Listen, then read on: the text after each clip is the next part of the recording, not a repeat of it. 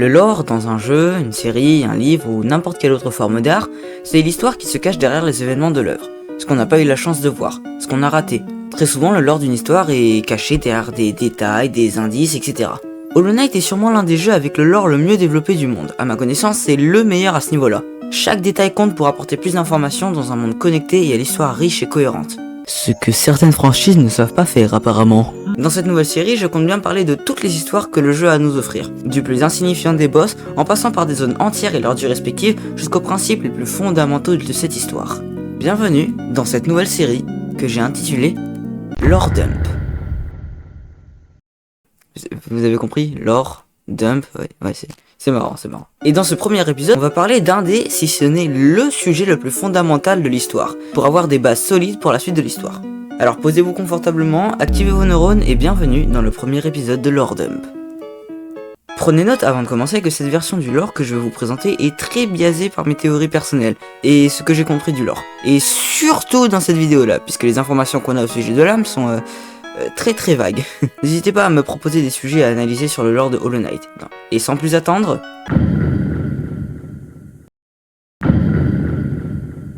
Quand on obtient la fleur éternelle dans Silksong, on nous dit qu'il existait un être, ou une forme abstraite représentant la vie. Un genre de super-dieu si vous préférez. Et c'est cet être qui a créé cette plante. C'est cet être ou chose qui est à l'origine de toute l'âme du monde. C'est cette âme qui va couler le long des parois du monde en s'accrochant à ce qu'elle trouvera sur son chemin. C'est de cette façon que sont nés les êtres vivants de ce monde. Des choses qui ont été imbibées d'âme pendant si longtemps qu'ils ont maintenant une vie d'eux-mêmes. C'est avec cette vie qu'ils vont explorer le monde nouveau, créer des civilisations et... mourir. Dans Hollow Knight, la mort de son hôte est une partie cruciale dans le voyage de l'âme. Car l'âme, une fois que son hôte est mort, découle de son corps et coule toujours plus bas, jusqu'à atteindre le fond. Au fond, il n'y a plus rien à faire. On reviendra là-dessus dans le deuxième acte. Tout ce qu'il y a à savoir pour l'instant, c'est que ces premières civilisations ont vécu, ont disparu et ont évolué. Leur taille a été réduite, sûrement grâce à la sélection naturelle, vous me direz, et maintenant, il existe de la vie comme on la connaît. Cependant, le chemin de l'âme ne s'arrête pas là. En fait, elle peut prendre plusieurs voies. Elle peut être attachée à certains objets, comme la soie par exemple, ou les rêves. Nos rêves et nos espoirs sont en quelque sorte ce qui nous pousse à aller de l'avant dans la vie. L'âme dans Hollow Knight est en quelque sorte l'essence de ces espoirs. Ceux qui ont joué au jeu commencent à voir où je veux en venir.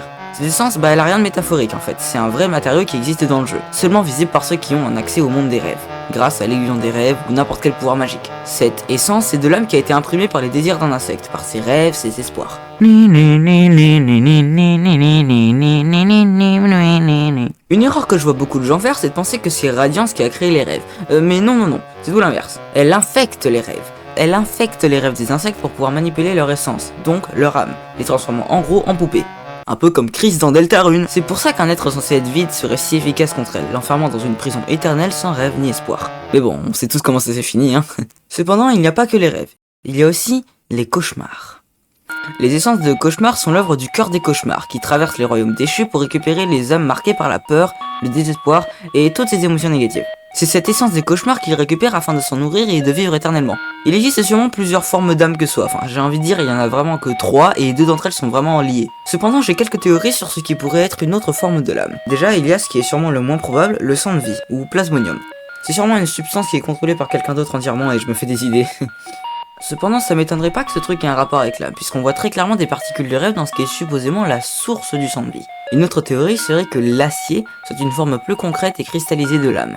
Plus particulièrement le minerai pâle et l'acier au-dessus de la tête de Z dans le modem d'acier de Silksong. Je peux pas forcément m'appuyer sur grand chose à ce niveau-là, c'est juste de la pure spéculation. Mais je pense que ce serait logique. Enfin, voici ma toute dernière théorie sur ce qui serait une forme de l'âme, et elle est si grosse qu'elle en fait l'entièreté de l'acte 2 de cette vidéo. Je parle bien entendu de l'un des endroits les plus importants dans les deux jeux.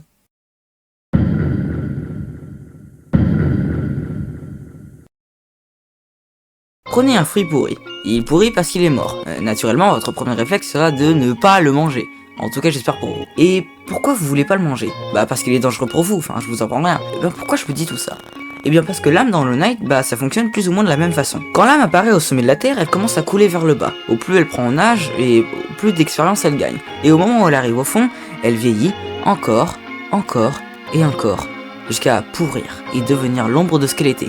Je veux dire littéralement l'ombre de ce qu'elle était, littéralement. Elle se transforme en l'ombre d'une âme, devenue dangereuse et imprédictible, n'apportant que la mort et la destruction. Enfin pas tout à fait, mais bon, ça c'est pour plus tard. L'ombre est une forme de l'âme, le dernier stage de l'âme, sa forme finale. C'est cette âme qui cependant a quand même cet instinct naturel de s'accrocher à tout ce qui l'entoure. Au plus d'âmes se rassemblent dans ce trou, au plus elles s'accrochent les unes aux autres, formant un être de plus en plus gigantesque, de plus en plus imprévisible et de plus en plus dangereux, le maître des ombres.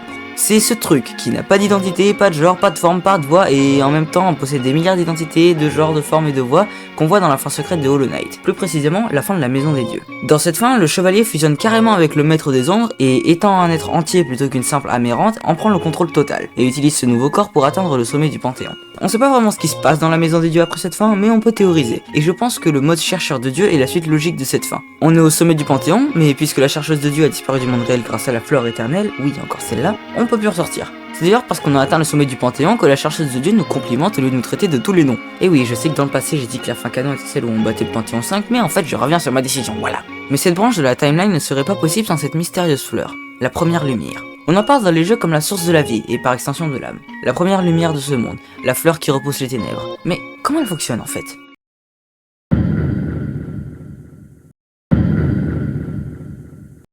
En fait, le pouvoir de cette fleur est très simple à comprendre. La vie et la mort. La lumière et l'ombre. La fleur et son processus de décomposition.